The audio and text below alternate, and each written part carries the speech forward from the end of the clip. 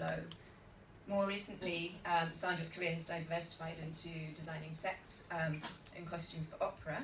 She's also set up the fantastic Fashion and Textiles Museum. And I could go on. We've just been speaking to Zandra's just launched her own, launched a new collection online with matches, which is actually in the process of selling out. I think some pieces have already sold out. And just completed the first fashion show on the Queen Mary 2. So there's lots to talk about, lots to hear about, and really we're here to hear from you. So welcome, and really looking forward to hearing all about your life in fashion. So I think what I'll do very first of all is show you the slideshow of my life in fashion.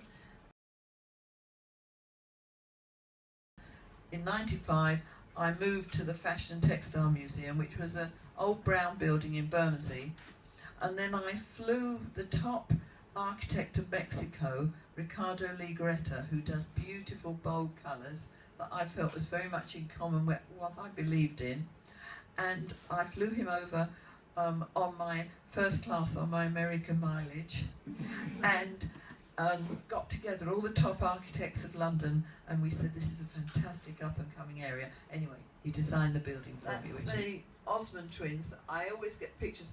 Never met them. They don't know where they get the dresses from, but they always end up with my dresses. Not this one, but that one. Kate Moss. Are there any ways in which your process has changed, your design process has changed since those early days? I still find the best way is to sketch. Quite truthfully, what I used to do, and I can't do easily at the moment because my business is here, and my partner lives in California, so I try and spend the time with him.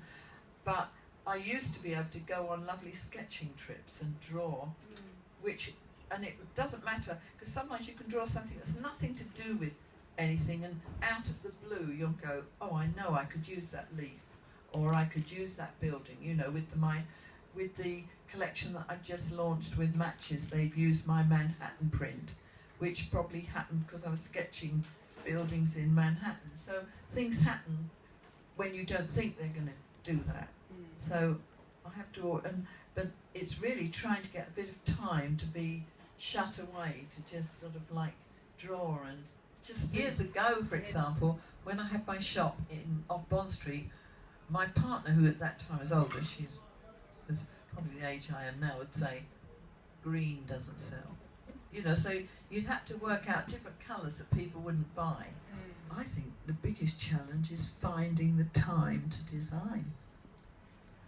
You know, it's for you finding time to think of new articles and different approaches, because to actually write them. It's the day-to-day stuff that bogs you down. I mean, and particularly I find, to me, when there were no computers, I could ignore all that post. You know, in the end, I suppose it got thrown. But in a computer, it's that horrible instant thing where you have to answer it. And I wasn't trained.